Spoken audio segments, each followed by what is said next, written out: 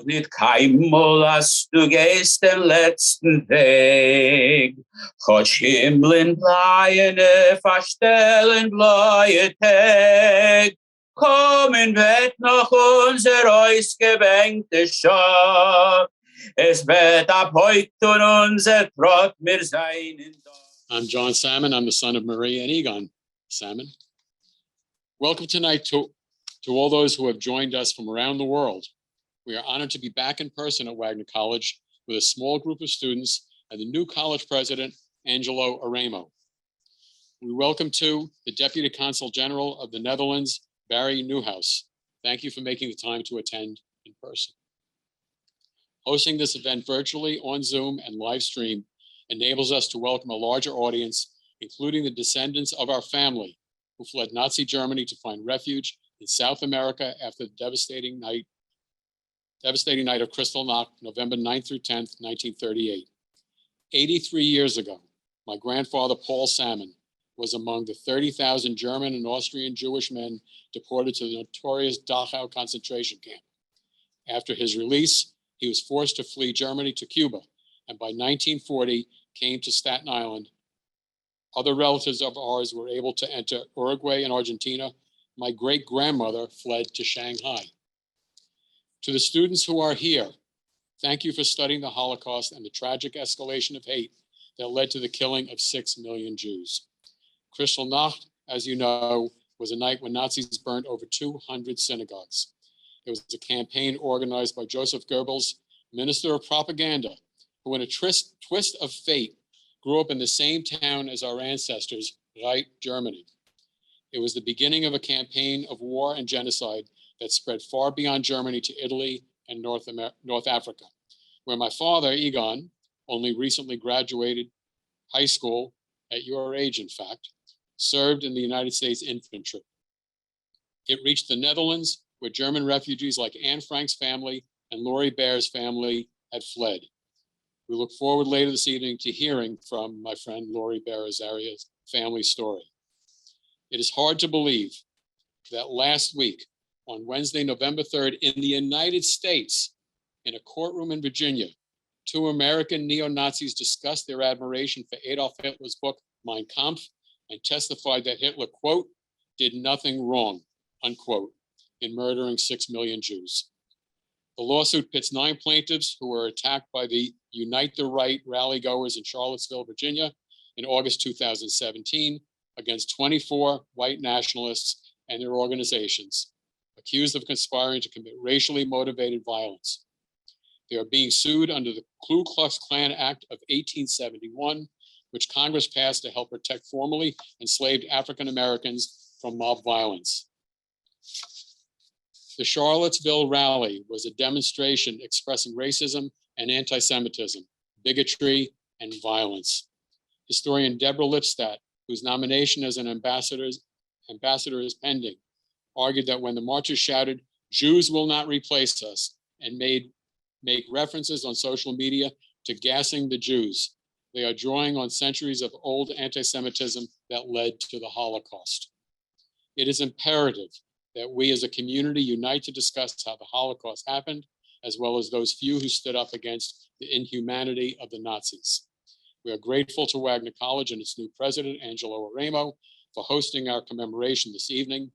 It is very important that Staten Island has a Holocaust Center that directly engages students so deeply.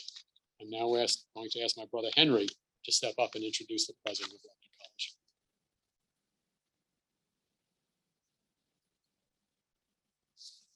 It's now my pleasure to welcome Angelo Aremo, Wagner College interim president.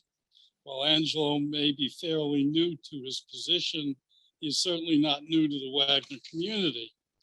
In his 27 years at Wagner College, he has worn many hats, most recently serving as senior vice president for advancement, enrollment, and planning, overseeing the offices of admissions, financial aid, athletics, external programs, institutional research, institutional advancement, communications, and marketing.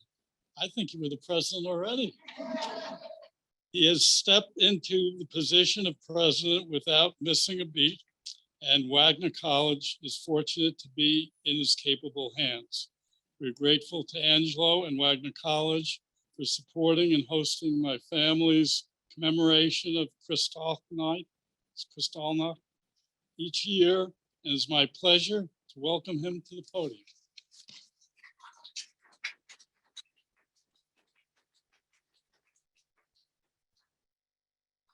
Funny, when I hear John say it, I realize I have less to do as president, so that's actually not bad.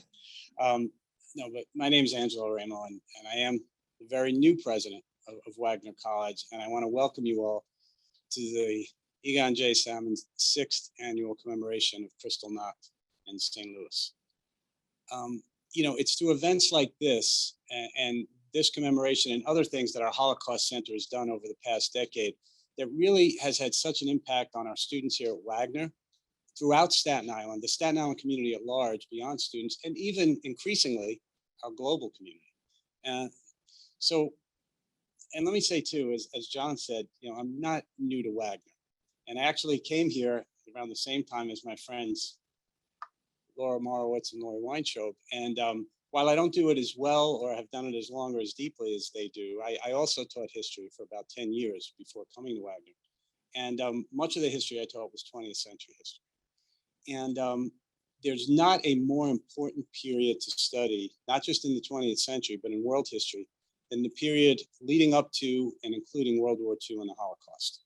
And obviously what we're commemorating tonight, especially with Kristallnacht and with the St. Louis, especially, you know, as you really said, what's going on in the world today, we see this, the great challenges and really almost the attack on democracy and human rights that's going on globally and even here at home. And, you know, the lesson that we keep learning and why it's so important to study this period is that all it takes really for anti-democratic movements to flourish and for human rights to really be violated is for most people to do nothing, to just be bystanders. And that's why it is so important. And we're so pleased that we're able to do this and that we have our Holocaust Center. So with that, I want to thank the people who have made all of this possible. First of all, our high society and the board members who are here tonight. Did I get that almost right, Laura? I saw you smile when I said it. And particularly our co-chairs, Dr. Victor and Kim Avis, who've done so much for Wagner College. Also our guests, Lore Baer Azaria and Barry Nieuwenhuijs. Hope I got that almost right too. And especially the Salmon family and Henry and Jon Salmon, our hosts, for choosing to memorialize what was really a tragic event in their family's history and really just such an important event in world history, and to memorialize that here at Wagner College. And you know, your father, Egon, who I believe turned 97 this year, was a firsthand witness to these events, and later, as you said, right, served with the American military fighting Nazism. And so we're truly honored that you've chosen to endow this commemoration here at Wagner College. So thank you all.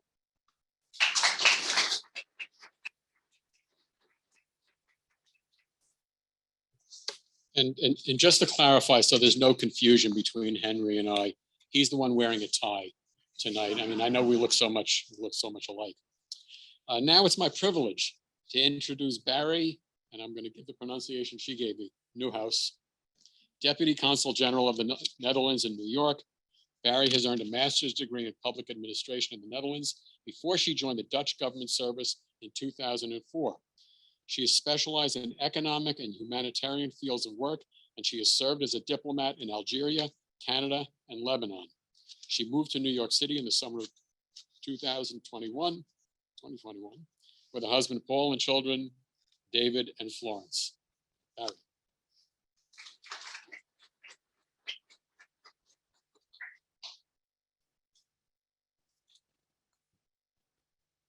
Good evening, and thank you. I'm very honored to be invited to be part of this commemoration of Kristallnacht, and a horrific moment in our history 83 years ago. More than 8 decades have passed, but remembering the events of that night and those that followed is as important as ever. Okay, how does that work? Yeah, I think we just have to. Okay, I'm sorry. Shall I start over? No. Okay. In the Netherlands at the time, our Jewish community consisted of 140,000 men, women, and children. 102,000 of them were murdered in the Holocaust. They were lost to their families, to their community, and to our country. The number and relative high percentage still shock me. And they have asked for introspection, a process still ongoing. Raising awareness about the atrocities of the Holocaust is our duty, and we will continue our efforts by telling the story, by telling the individual stories of survivors like Lore Baer Azaria, and by including the younger generations who at some point in time will have to take over that responsibility.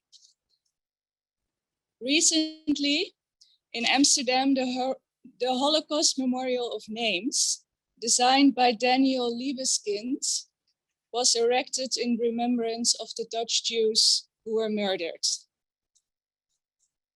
And it's comforting to see that so many, young and old, visit the monument and are in awe.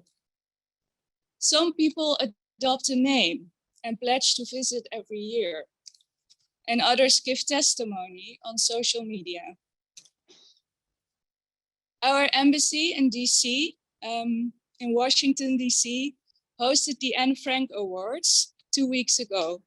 Another effort to tell the story. The award honors an American who has demonstrated commitment to fighting intolerance, anti-Semitism, racism, or discrimination.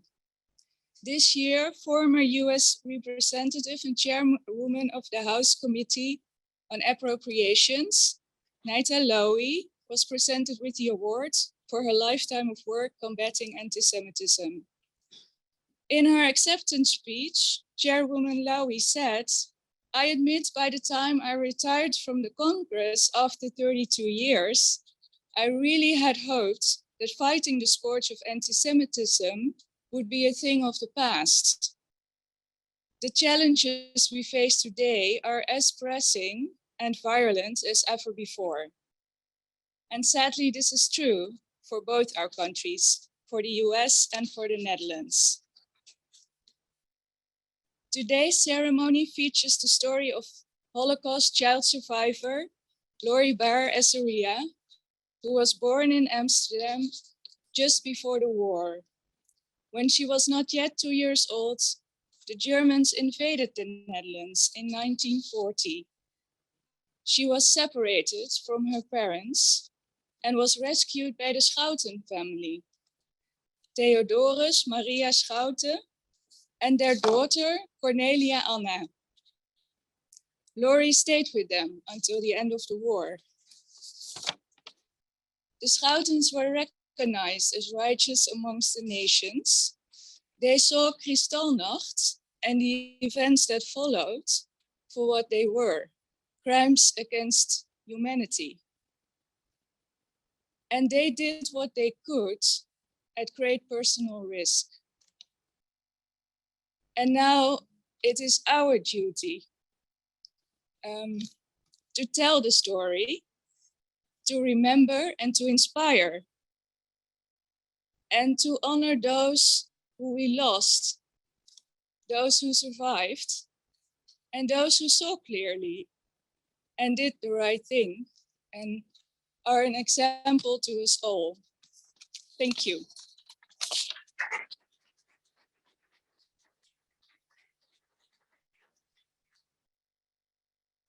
Again, to keep it clear, I'm Jon, not Henry. Dr. Laura Morowitz is a professor of art history at Wagner College Her work over the past decade is focused on Nazi Vienna and issues of cultural memory and erasure. Due to the unparalleled popularity of the Diary of Anne Frank, many people's knowledge about the Holocaust begins and ends with the story of a young Jewish girl in hiding in Amsterdam. The role of several Dutch employees in assisting them and her diary's emphasis on human goodness takes center stage. The wider context of the Netherlands under Nazi occupation, however, is not particularly well known, not even among Dutch students for whom no mandated set Holocaust curriculum exists. Outside of Holocaust scholars, few people know, for example, that Dutch Jews were murdered at a higher rate than the Jews of any other Western European country. Of an estimated 160,000 Jews, both Dutch-born and refugees who had arrived to escape earlier Nazi invasions, less than 25% survived. Scholars point to numerous factors responsible for this, including the almost full reliance on a German police force, in contrast to nations like France, which made use of its own police for roundups, the relatively late development of an organized resistance, and use of deceitful tactics that lulled Jewish victims into thinking they might be safe. Only recently have myths of the tolerant nation and widespread resistance been challenged. Yet there were tens of thousands of acts of incredible bravery, compassion, and self-sacrifice, some of which we will hear about tonight. The Netherlands were invaded by the Nazi armies on May 10th, 1940. By early summer, the country was under the control of a civilian-led government whose myriad new offices and agencies were headed by Nazi Arthur Seyss-Inquart. As a northern people with close racial ties to Germans, the Dutch populace was treated far better than many other invaded nations. There were plenty of anti-Semites among the Dutch, and the rise of a homegrown Nazi party, the NSB, or Dutch National Socialist Party. The Germans began deporting Jews to their deaths in the East in the summer of 1942, with most Jews passing through the transit camp of Westerbork. Of 140,000 Dutch Jews, 104 would perish, with those in Amsterdam suffering the highest murder rates. In contrast to the post-war myth of the Netherlands as a total country of resistors, most Dutch men and women did not become resistors, nor active collaborators with the Germans during the years of occupation. Their role has best been described as bystanders or accommodators. Yet the Netherlands, a tiny country, has 5,900 righteous Gentiles, the second largest number in the world. Why this is so should continue to be studied. Nor can we forget brave Jewish resistors like Edie Hillesum. Her diaries record the ever-tightening noose around the neck of the Jewish community in Amsterdam. Believing it was her duty to help those stuck in Westerbork, like she and her family, Edie refused to go into hiding. She was murdered at Auschwitz on November 30th, 1943, at the age of 29. And we must continue to teach about Christian women, girls, really, like Hani Schaft, whose resistance activities ranged from giving false IDs to Jews to acts of sabotage and assassination of Nazi officials. Tragically, she was executed 3 weeks before the end of the war. When the first shot failed to kill her and only wounded her, she mocked her killer, "I shoot better than you." I would like to recognize in our audience tonight, Rita Holing, whose father, Martin Gelderblom, joined the Dutch resistance and saved a number of Jews by allowing them to hide in his bakery in Rotterdam. As in most countries, there was no rush to a Vergangenheitsbewältigung, or reckoning with the past. In the immediate aftermath of the war, the special suffering of the Jews was downplayed and attention focused more on Christian resistors than Jewish victims. Many collaborators, both industrialists who took advantage of the situation and individuals, were never brought to justice as the Netherlands struggled to return to some form of normal existence. Meanwhile, the myth of the Netherlands as a nation of resistors took hold, lasting for 40 years. The first truly important writings on the Holocaust of Dutch Jewry were the work of Jews who had suffered in hiding in concentration camps and or who had lost the majority of their families in the Shoah. Lou de Jong's The Kingdom of the Netherlands during World War II, begun in 1969 and growing to 26 volumes into the early 1990s, became the standard account of the Nazi invasion and contributed greatly to the image of a tolerant nation. Jacques Presser, who survived in hiding and whose wife was murdered in Sobibor, was commissioned by the Dutch government in 1950 to write the definitive account of the Nazi persecution of Dutch Jewry. The 21st century has brought a very different and sometimes troubling scholarly approach to the Holocaust. Historian Bart van der Boom, we knew nothing of their fate, ordinary Dutchmen and the Holocaust, winner of the Dutch Libris History Prize in 2012, asserts that because Dutch civilians did not know the ultimate fate that awaited Jews at Auschwitz, that they did not and could not have known about the genocidal fate that awaited them, an argument deeply problematic on many levels. Scholars Gans and Ensel point out, for example, that, quote, Auschwitz should not be made the catchword of what happened because the persecution of the Jews happened around the corner on every doorstep and in front of one's house, end quote. Surely the many razzias, arrests, confiscations, and shootings did not leave ordinary Dutch citizens knowing nothing about the fate of the Jews. Yet there is great reason for hope. There are young Dutch men and women today who continue to learn about and commit to sharing their knowledge of the Shoah. One of them, Bender Jansen, is our student at Wagner and here with us today. Later, he will light a candle to represent the new generation of Dutch youth. In 2017, in the Jewish quarter of Amsterdam, the Netherlands opened its first museum dedicated to the Holocaust. The museum is set to move into much larger permanent quarters very soon. Soon we will hear from Lore Baer, for whom the history of Nazi persecution of Dutch Jews is not an abstraction, but a vivid and living part of memory. Surely the heroic individuals who risked their lives to hide her and so many others on their farm in the Dutch countryside were indeed aware of, quote, the ultimate fate that awaited Jews, end quote. Please join me in welcoming her. Thank you.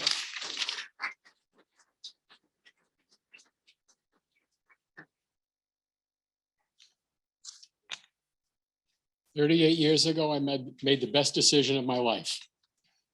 My wife, Meryl Salmon, please come up.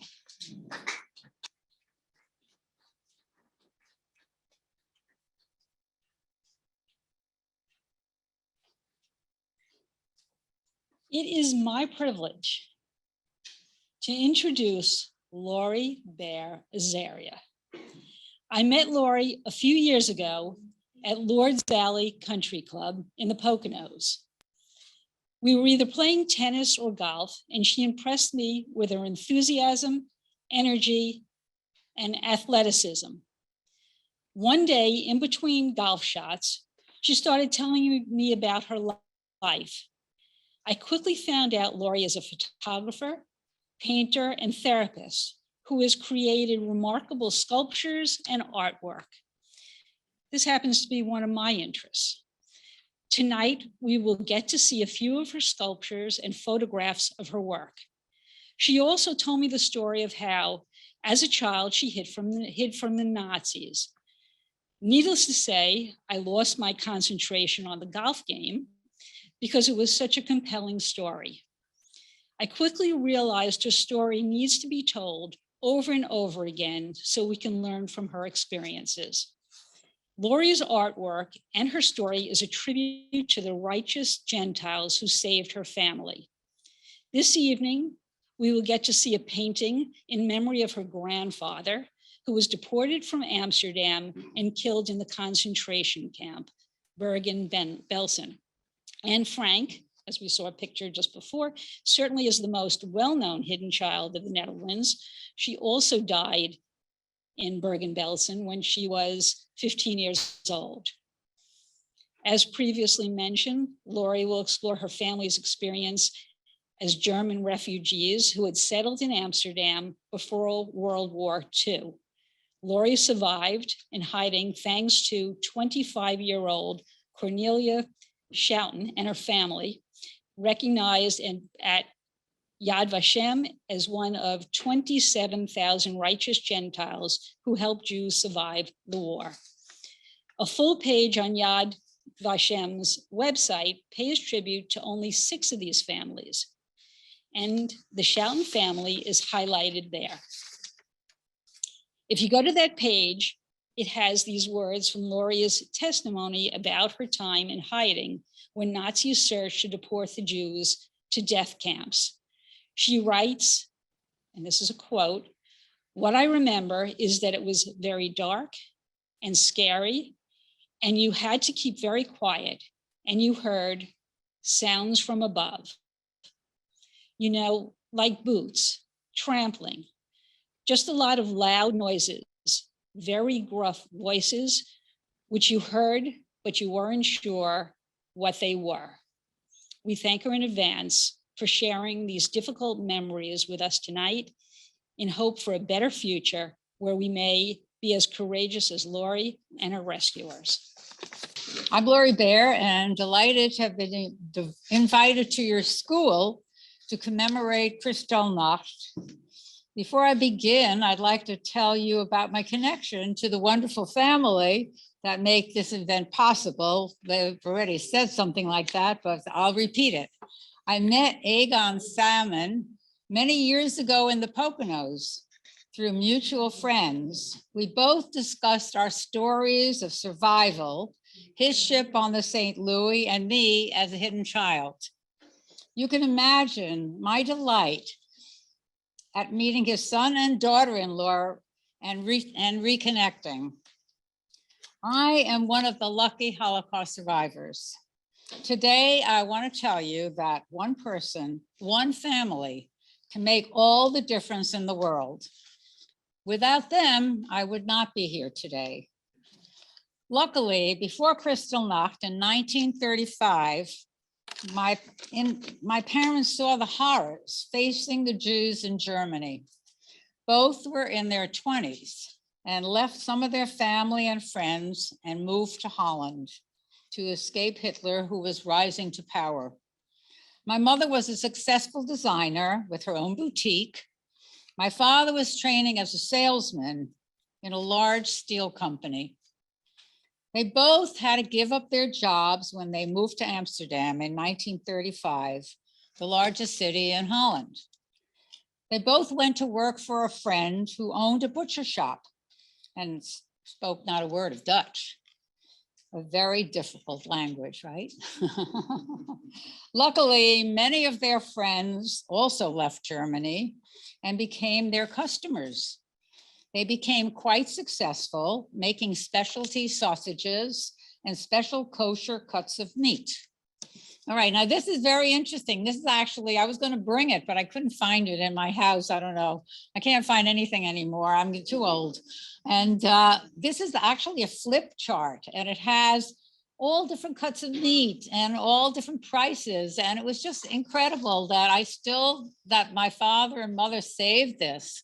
And I found it some years ago, but I just thought, you know, that was a wonderful little brochure. They married shortly after they arrived in Holland. And 3 years later, I was born. So now you all know my age. And it was actually the year of Kristallnacht. But fortunately, I was not in Germany. I was in Holland. Here's a picture of my mom and dad. Top hat, my mother looks great. Flowers and everything. And there's me, I guess, with my mom and dad. I love that photograph. Their success was short-lived. My father's partner died the year I was born, leaving a wife and their son Harold for my father to care for. Shortly thereafter, my grandfather and Harold's grandmother left Germany to come to live with us in a brownstone near the butcher shop. You can imagine how difficult it must have been for the 7 of us to live in a small house with 2 bedrooms. Both our grandparents took care of Harold and me. We had a very normal childhood, playing in the park, going to nursery school and kindergarten. Do you know Fundle Park? That's where I played, in Fundle Park, yeah. 2 years after I was born, in 1940, Germany bombed Rotterdam, the largest shipping center in Europe, and invaded the country. The Dutch could not fight off the Germans, as you've heard, who took over shops, homes, and rounded up the Jews. Life was never the same. It was a scary time for us all. Our home, which had been fun, happy, and playful, now became a place of hushed voices, fear, and tears. My father had our radio on constantly, adding to our anxiety. Often, the Germans came around looking for us, but my father always managed to pay them off with either money or meat. Eventually, my father was forced to close his shop. Special favors were difficult to come by. One day, the Gestapo, which are the German stormtroopers, they came, and I'll always remember this because I was standing next to my grandpa at that time. They demanded that he pack one bag of clothing, nothing else. My mother was hysterical and screamed at them. I still feel myself holding his hand, not wanting to let go. I never kissed or hugged him or said goodbye. I never saw him again. On our first visit to Germany, just a few years ago, we visited a new Jewish museum. On the wall outside were plaques of 16,000 Jews from Frankfurt that were killed. To my surprise, along with Anne, Edith, and Margot Frank, was my grandfather. That's the plaque that I couldn't believe, in the city that I had never been to. And there is a picture of my grandfather, who, as you can see, was born in 1866 and died in Bergen-Belsen. He was actually, I think he was in his 70s, right? I don't know. I never did the math, actually. Here is Westerbork brochure, which more than 100,000 Dutch Jews passed through Westerbork transit camp, and only 5,000 of them survived. My grandfather was not one of them. After my grandfather was taken away, nothing was the same. We all lived in constant fear that we would be next. My parents realized we had to go into hiding. One day, my parents told me that I was going to stay with a lovely couple, customers from the butcher shop. They told me to forget my name, forget that I was Jewish, and forget them. I did not even know what Jewish meant. I never went to a synagogue. My parents were not religious, only that I had to forget them. I thought my parents didn't want me anymore or love me anymore. Why else would they send me away while they stayed together? I felt lonely and helpless, and I was only 5. Both my grandnieces are watching me tonight on the Zoom.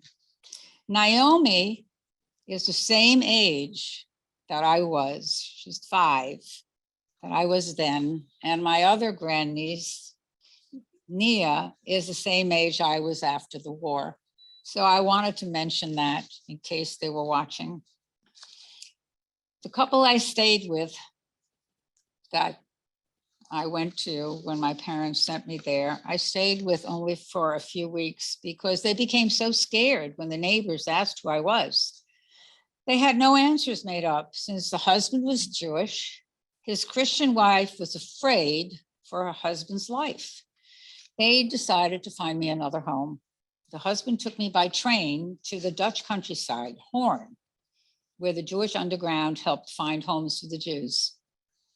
A young man took me from there on his bike to a beautiful dairy farm. I was to find out later that he too was going to hide on the farm to avoid being forced to join the German army. He wasn't Jewish though. Family was not happy to take me in. There were no other kids on the farm and they didn't know what to do with me. But their 25-year-old daughter, Cornelia, said she would take care of me. This is my Schouten, and you can see they're a typical Dutch couple. I never really saw them wear this get up, but it's beautiful, isn't it? I was scared to death. I had never seen a farm. I was a city girl. They talked so fast and asked me so many questions, especially about my parents, that I could not answer. I thought they knew my parents, but they didn't. They gave me the name of Laura Crook. I immediately liked Cornelia. She was the one to convince her family to take me in, to do the right thing and shelter me from the Nazis. She smiled at me, took my hand, slept in a room with me, taught me prayers, hugged me and made me feel safe and loved. I could cry and be sad with her. She had me write postcards to my parents, which she could not mail, of course, not knowing their whereabouts, but it calmed me.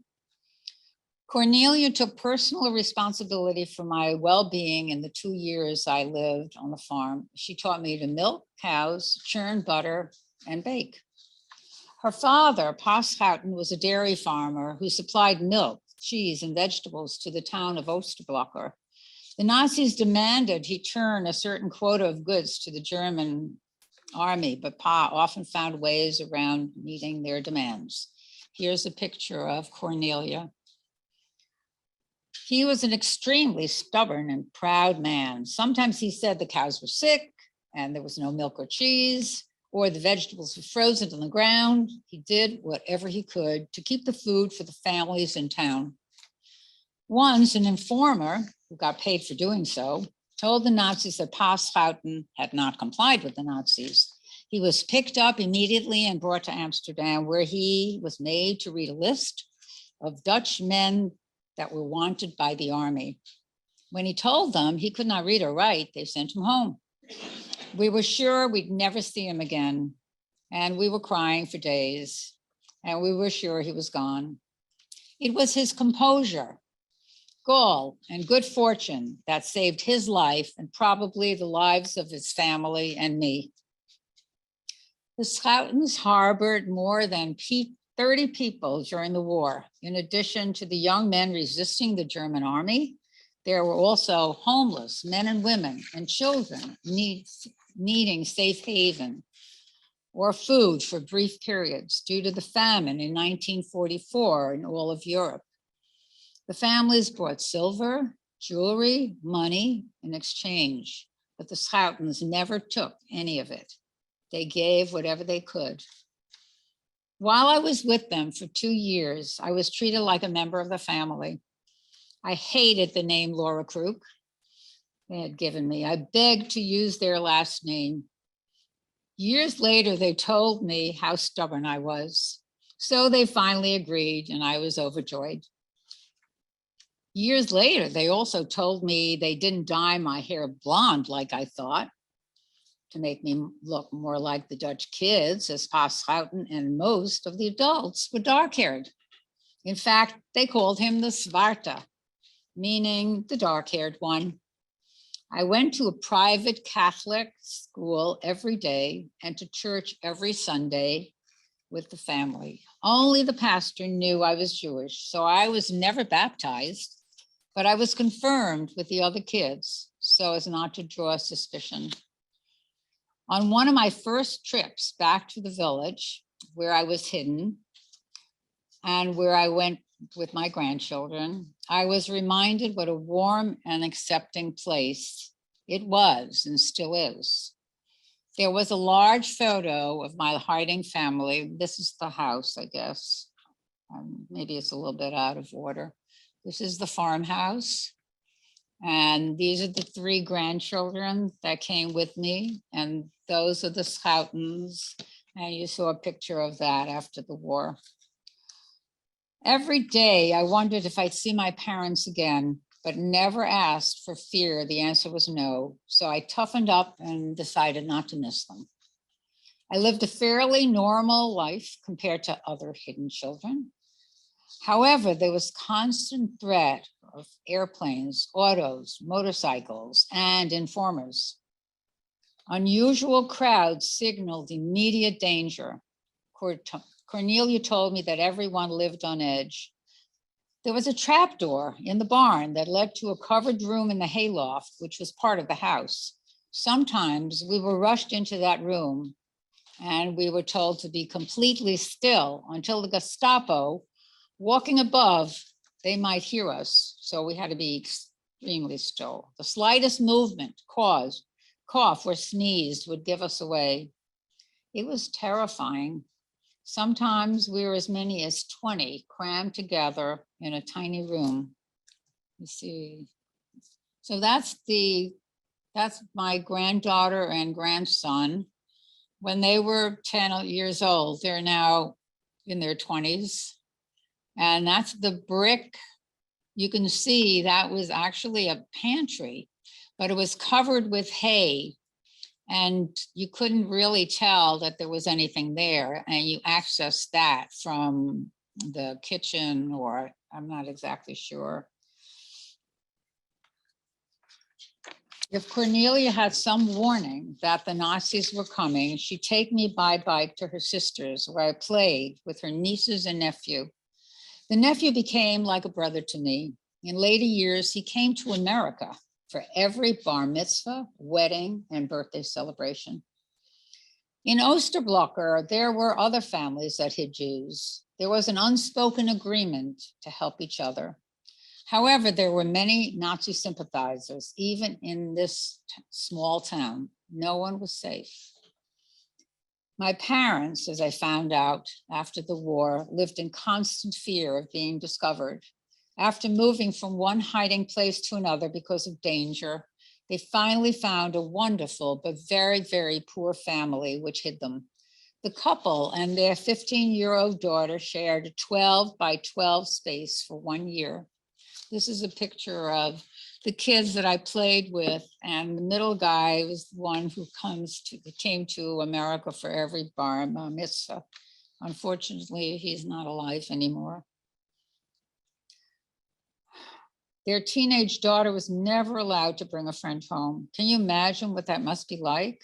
My parents only crept out at night to go to the outhouse.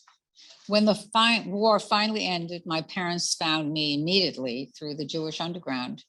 It turned out they only lived a few miles from our farm, but neither of us knew that. It was very difficult for me to leave my hiding family and to go back with my parents to Amsterdam, as I had come to love the family, the Schoutens, Cornelia, my school, the church friends. It took a long time for me to adjust back to city life. I missed everyone so much, and they missed me. As I found out years later, they had begun to think of me as their child. Their separation had become as difficult for them as it had been for my parents. I went back to another school, lived in a new apartment, and readjusted again. After 2 years of trying to come to America, we finally were allowed to come. We were booked on the Veendam, and through some mistake wound up in first class. Originally, we were supposed to be in steerage. I still have some menus from the ship. I don't know if I have pictures of menus. So that's the hiding family that you saw. This is the picture of my parents with the family that hid them in a tiny little house. That's my mom and dad and me after the war.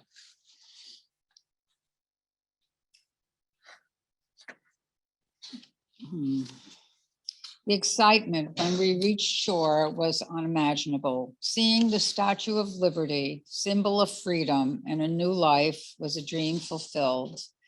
My whole family still has very strong feelings every time we see the statue in the New York skyline.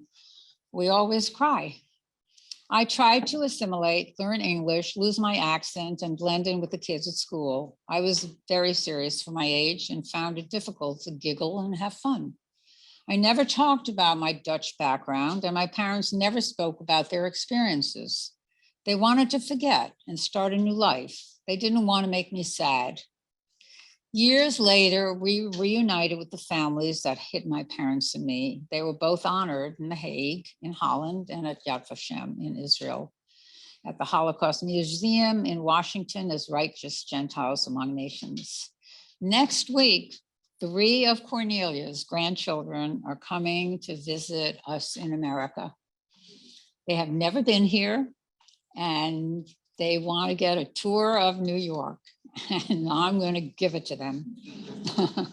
At Cornelia's grave, the inscription reads, "If you save one life, it is as if you've saved the world."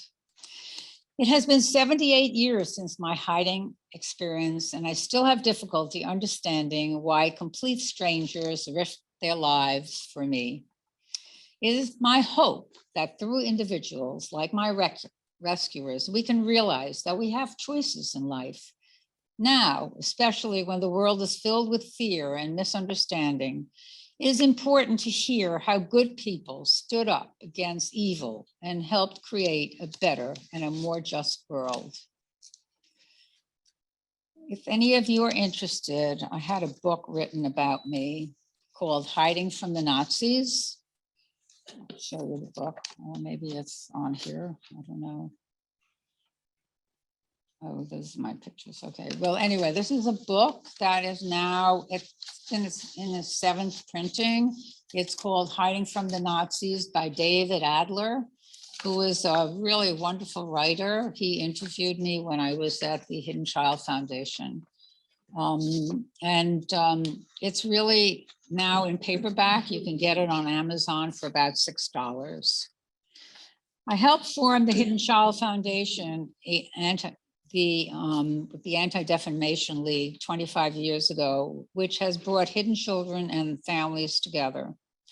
There are thousands of Holocaust survivors still living, especially in New York and in Florida, many below the poverty line. Jewish Family Services helps many of them. Thank you so much for allowing me to speak to you today.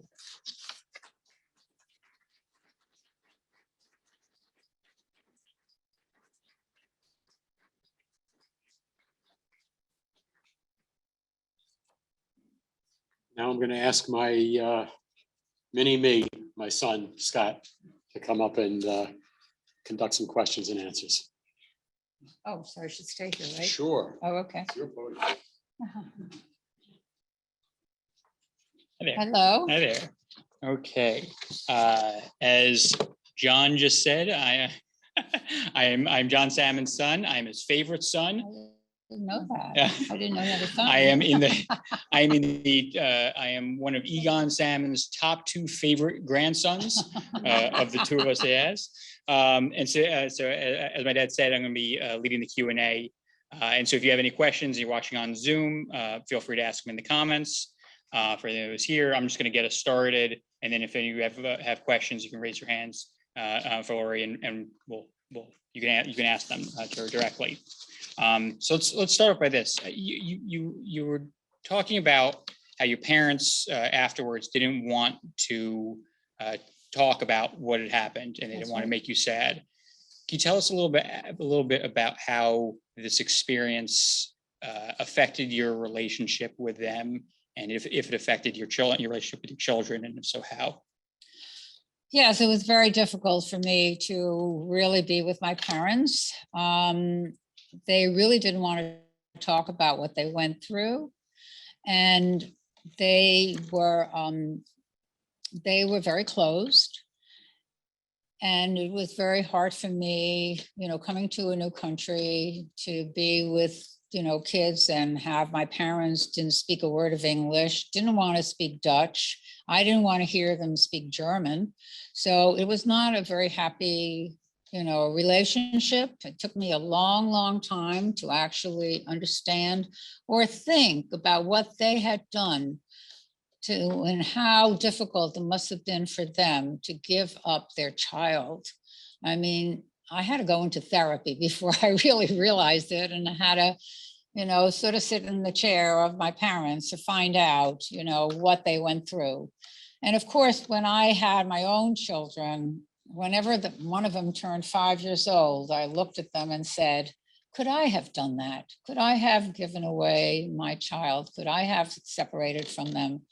So it was very difficult, but eventually, I understood what they went through, and, I was never really close with them, but I certainly admired them tremendously. And again, as I said, other people I've spoken to, how difficult that is. Did they ever tell you over time? Did they ever tell you about their experience and what they had seen and done during that time?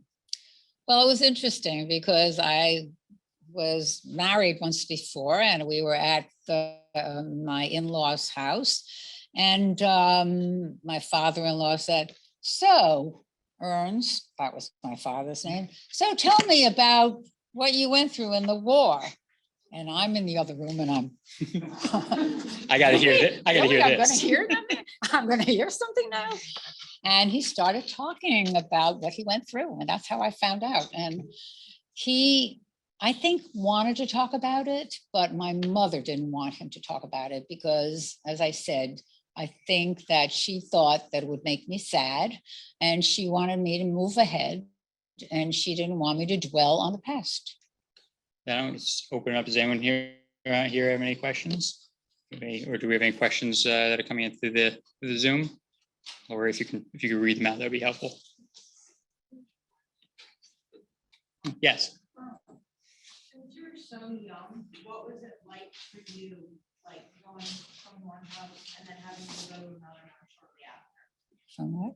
So I'm just going to repeat the question so you can hear, and so for the people on Zoom can hear. The question was about what it was like for you when you were so young to be living in one house and then to have to switch and transfer over to another house, and what that experience was like for you. Well, the first house I went to, I lived in with this couple for 1 week, and I didn't really like them, and I didn't think they liked me. So I guess if I think about it, I think I was happy to leave. And it took me a while to adjust to living on the farm with the Schoutens, but I think that I love them. I just really loved life on the farm. That's why I consider myself one of the really lucky people, that survived, because I had what so many hidden children never had. I had a wonderful family. I had a good life. I want to follow up on that. Did you understand at the time why you were changing locations, why you were going to a new family? No, I just thought that they didn't like me. Okay. That's what kids think, I think. Why are they, sending me away? No, I just thought that they didn't like me, but that was okay because I really didn't like them. Yes. Thank you very much. Your talk was beautiful. I wonder about the concept of forgiveness. It's a beautiful thing to talk about, but with what you went through, how has forgiveness played out in your life? I forgive everybody. I really, I don't know. I just feel I am so lucky and I appreciate every day. And I feel that, when somebody does something wrong or something, I try to forget it, or I try to, have a cup of coffee with somebody who's wronged me, or, I try to make it okay. Yeah. I don't like to hold grudges. Here, yes. Yeah, once you were older, how much were they willing to share with you? I know it's a very difficult topic that. When I was older? Are You referring to her parents? Yes. He was asking when you were older, how much were your parents willing to share with you? My father and mother, when they came to this country, had no money at all. My father had a brother who was handicapped, and life was about making it in America and trying their best to go back. They had many friends here that had left Germany before they did, and they reunited with them. And they wanted to just, move forward and forget about everything they went through. And they felt also very lucky that they had survived, and that the only member of our family that died during the war, even though it was, one person is a lot, it was my grandfather. They felt very fortunate that they had gotten me back. and that they had survived and that they're now in a country where they were able to make a living and, make friends and find their old friends. So, yeah. How does your artwork, how does your life affect your Right. artwork? How did I what? The question was, how does your past affect your artwork that you've created? Oh, well, one of the things that I find that I do a lot is that I make a lot of mistakes when I do my artwork. And one of the big challenges for me is to use that, something I don't like and the mistake that I've made and make it and find some way to make it positive. And I think that is the only thing that I can connect with, with if something isn't good, try to find a way to make it better and somehow make it work. I guess that's the only connection that I see, although my therapist never asked me that question. Yes. How old were you when you learned the magnitude of the Holocaust? When did you find out the entirety of what happened to you? Well, that's a very interesting question. I remember I was in sales, selling printing. And one of my jobs was to go knock on doors, in advertising agencies. And I saw a sign that said something about meeting of Holocaust survivors. And I said, oh, I'm not a Holocaust survivor. I thought of myself, I wasn't a Holocaust survivor, only people who were in camps, to me, were Holocaust survivors. And I think around 1990s, an article appeared in New York Magazine about hidden children as Holocaust survivors. And I read it and I said, oh, that's me. I didn't know I was a Holocaust survivor. I never consider myself a Holocaust survivor. That's when I started dealing with it. And also I started dealing with when I became an art therapist and I had to go into therapy. And part of my therapy was to deal with my past, which I really hadn't done. I went to school, I had, friends, I got married, I had children. I really didn't think about it very much. And that's when I started thinking about it. And that's when I started coming to terms with my past. It took a long time. I think that, Yes. I think we have time for one more question. Do we have? I was just going to read off one or two questions from the chat that are interconnected.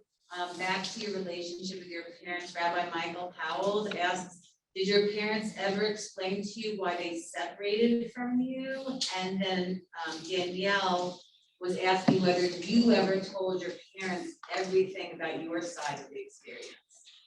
So I told my parents everything. Yes, I did, and what was on the other part? Why didn't they hide with you? Why did they feel like you would be better? Oh, they thought it was extremely dangerous. And it would have been extremely dangerous. For one thing, to have a child, 5-year-old child running around with them and going from place to place. They thought that would, be the worst thing, according to, all I've read also and what they've told me. I always questioned that myself. I always questioned why they, but they thought that was the only way they could save me, because they didn't think that they would be able to save themselves.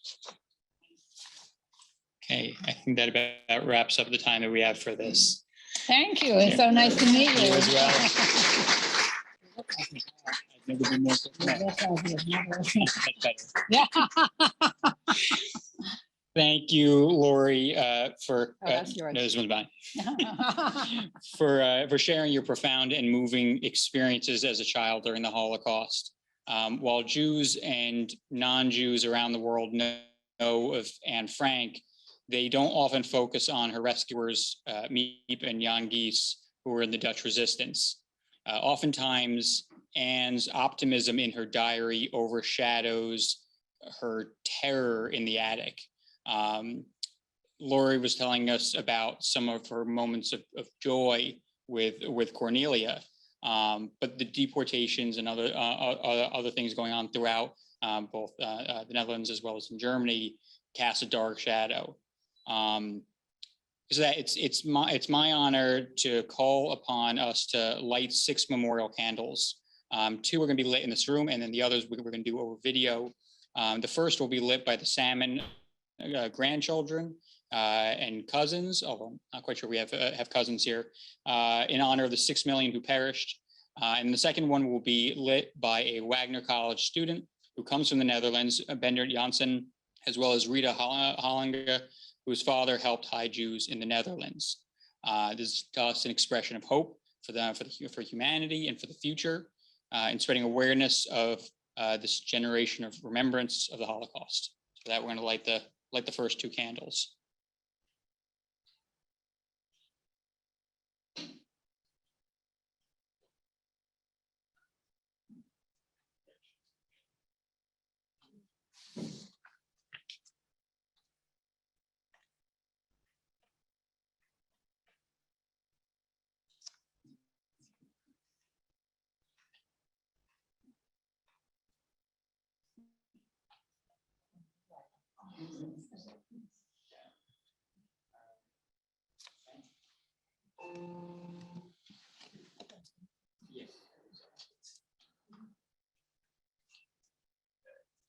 Good. Yeah, I think I'm supposed to do one more thing first.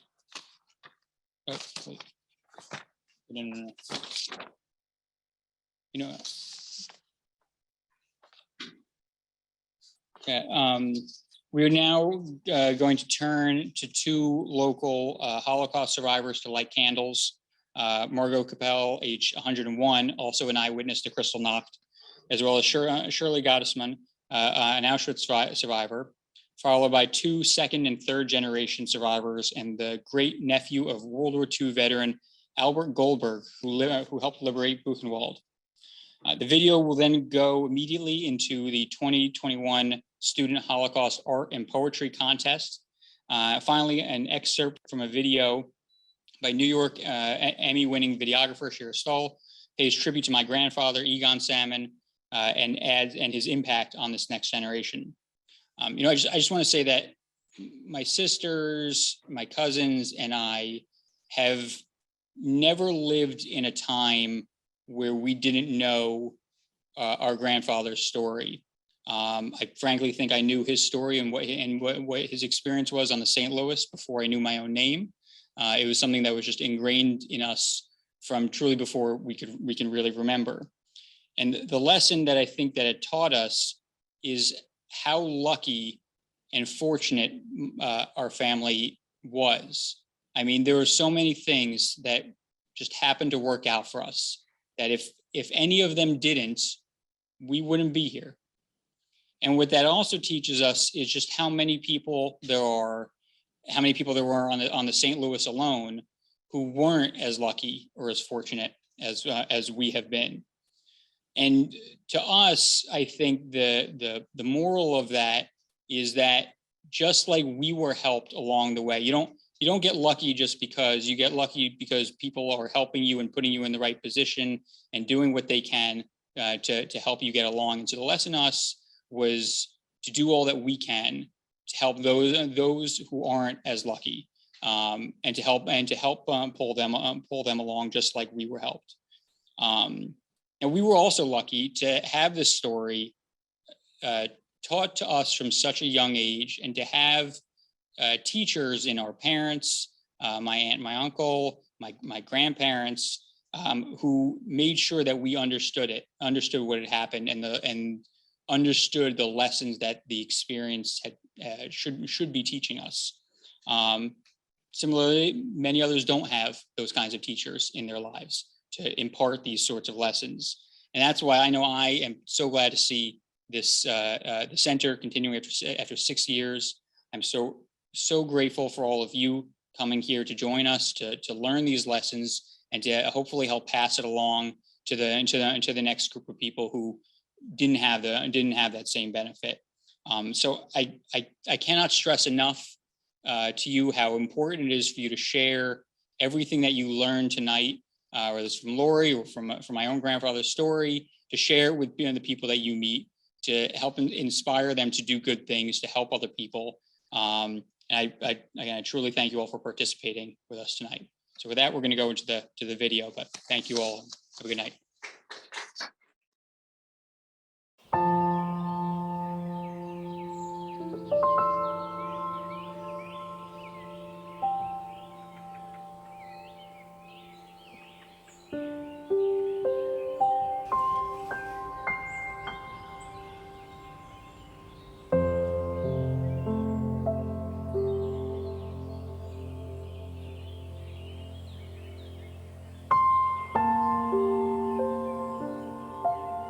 My name is Shirley Gattisman, and I would like to light a candle for all the innocent children that perished during the Holocaust, including my 3 sisters, Feiga, Rivka, and Esther.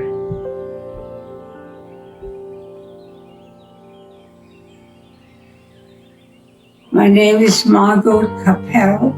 I was born in Egenheim, Germany. I was an eyewitness to Kristallnacht. And I was at the synagogue for a meeting of the Jewish young people.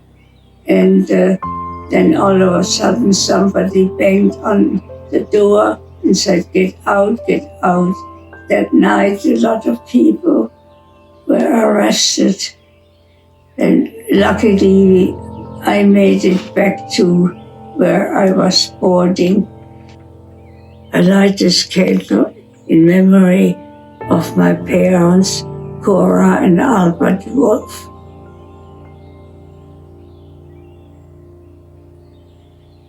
I light this candle in memory of the 6 million that died in the Holocaust and in honor of my great-uncle Al Goldberg, who died early this year. He was a World War II vet that fought in Europe and was part of the soldiers that liberated Buchenwald. And he carried those memories his entire life, even up until days before he died. It still brought emotion to him thinking about what he witnessed. I've had the honor to accompany my uncle in a number of honorings that he's had, including a trip to Luxembourg. My uncle was from Brooklyn, New York, but he loved Staten Island. Being a child of Holocaust survivors, both Kristallnacht and Shoah have a deep and emotional meaning to me. Throughout my life, I knew I had parents and some of my relatives who were special and unique individuals due to their childhood being taken away from them. The horror and the experiences they witnessed, the strides they made to persevere to come to America and ultimately become American citizens and start anew. I had first-hand accounts of the indignity my parents endured as human beings as well as being Jews. To light a candle for these events and take time out of my day to commemorate what happened during those dark days does not do much other than help me remember for those who went to hell and some people were fortunate enough to come back. We cannot forget, for if we do, it will happen again. Therefore, we must continue to memorialize the past so it will not be forgotten. The story and departed memories of our brethren will go on.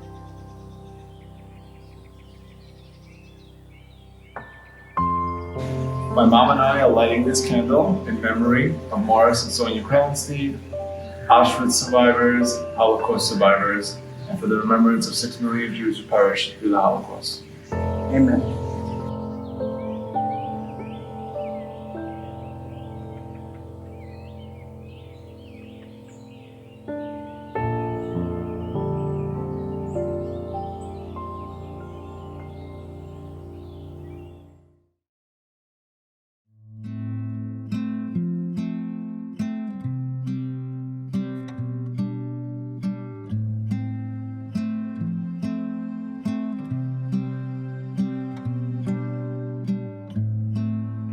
My piece was inspired by Elie Wiesel's book, Night. When when I was reading it for my Holocaust literature class, the chapter where the prisoners were forced to march in the snow really stuck with me. It felt like a metaphorical representation of their experience in the camp so far. They had to keep moving forward in harsh conditions against their will, and if they stopped, they died. However, the image of Weisel's bloody footprint in the snow stuck with me. I think Holocaust art and literature not only helps educate us on the subject, but it also evokes certain feelings into the audience that can connect them to the subject.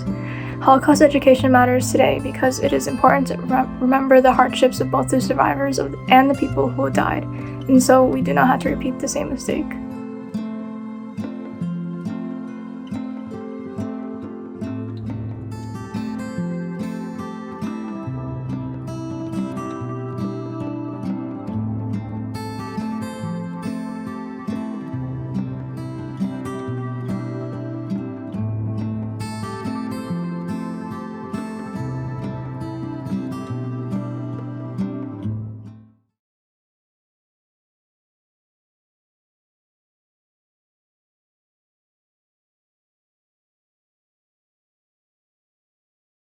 It's a story that has to be told.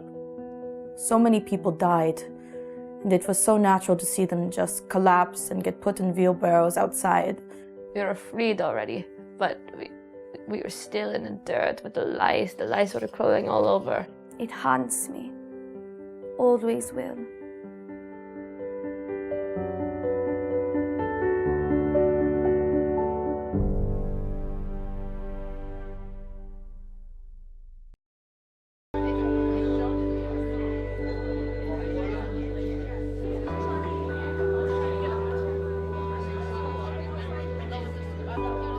For our class, we got invited to come to this event for Rosh Hashanah, and we got to meet 10 Holocaust survivors.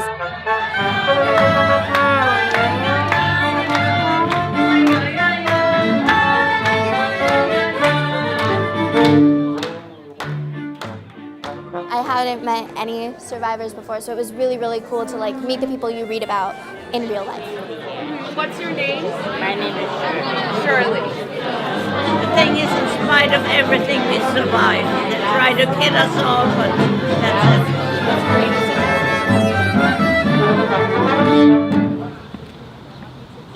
it. Elie Wiesel used to say, whoever hears an eyewitness becomes an eyewitness.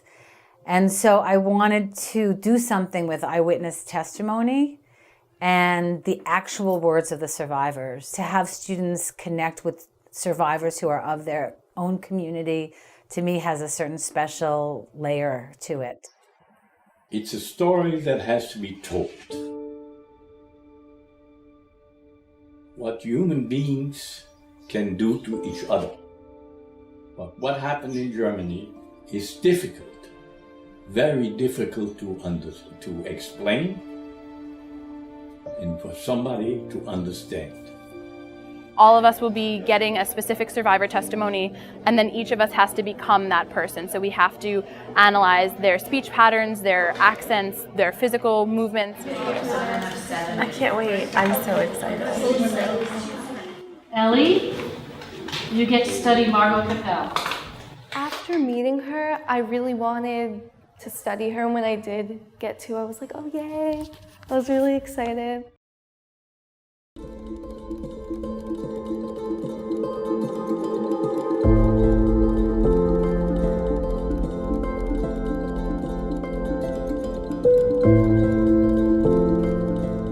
In some ways, this got started when I met Egon Salmon in 2010, and I realized that the Nazis allowing a Jewish family to flee who came straight to Staten Island really was at the intersection of two things I'm so passionate about: the Holocaust remembrance and local history.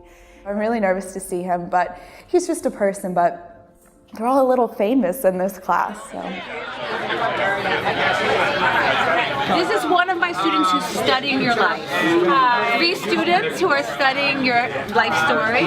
The very end of your video, he's going to tell it back to you. Not to put him on the spot. It's so beautiful. Just take a deep breath and just as best you can.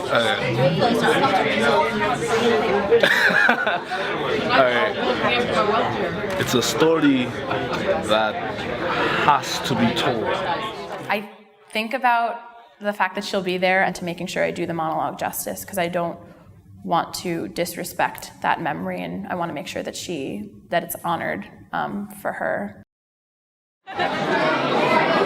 Today, we will lead you through history from before World War II until the resettlement of Jews after liberation.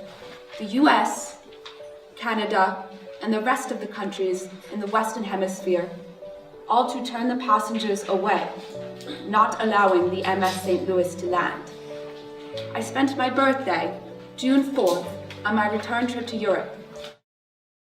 That picture never goes away from my mind. I speak to you and that picture is always here. That is what was, and it cannot be undone. But remember, it happened.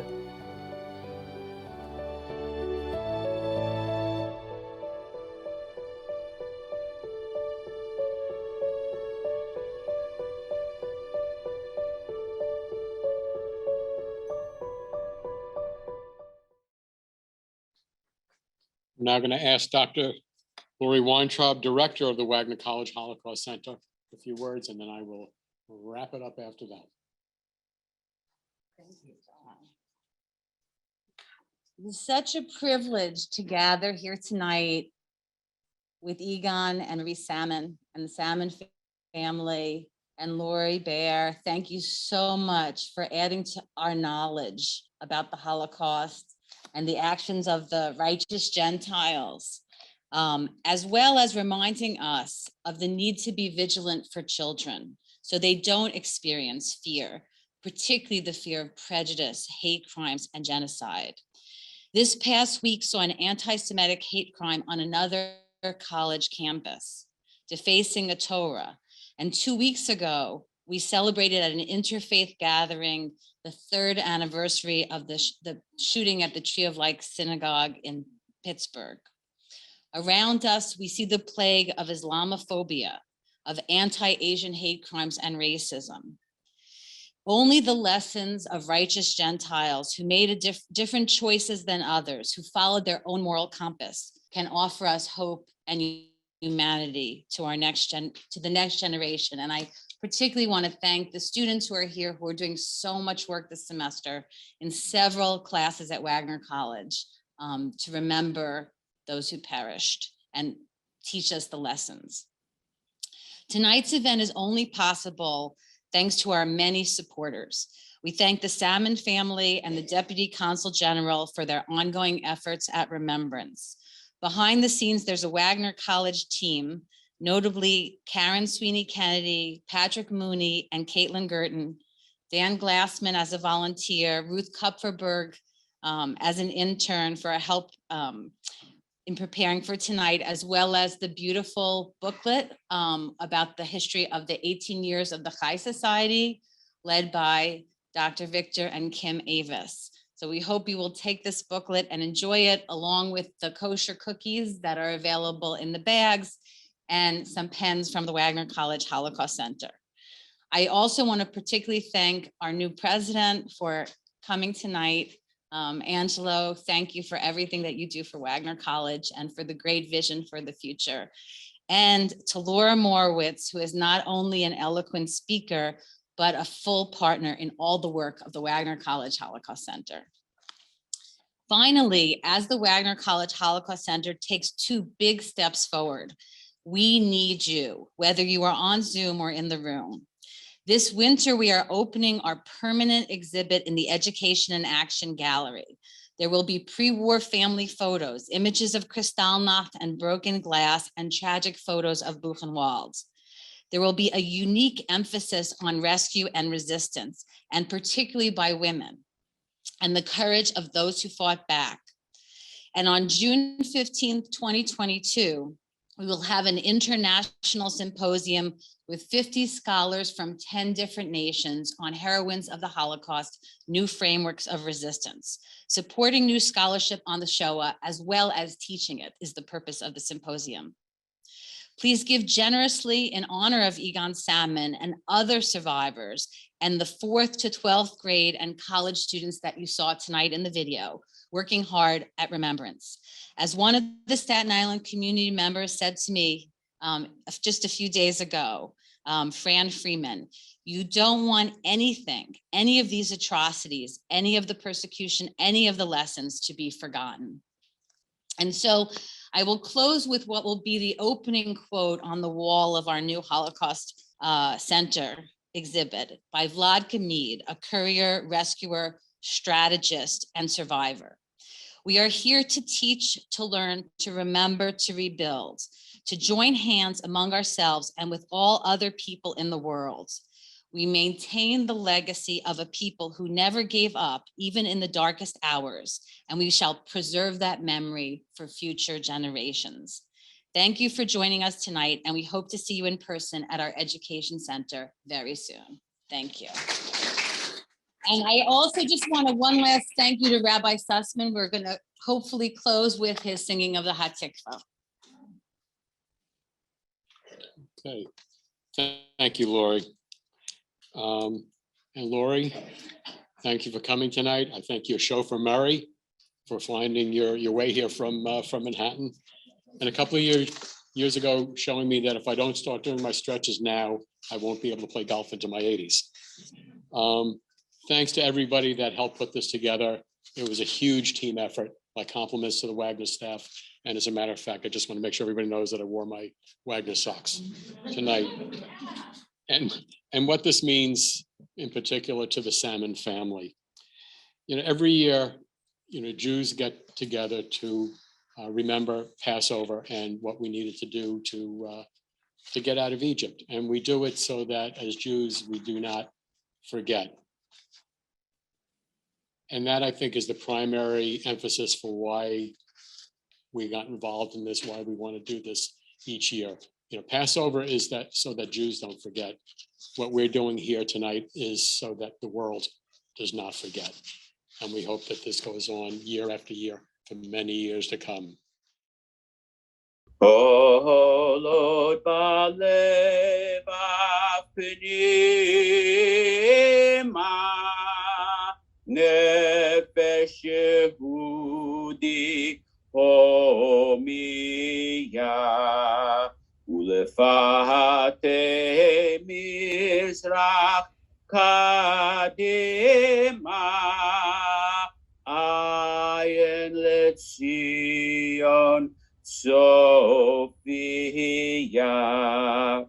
Od lo avda tikvatenu, hatikva shenot albayim, leotam chavshi be'atzenu, Eretz Zion v'Yerushalayim, Lehiyotam chavshi be'artzenu.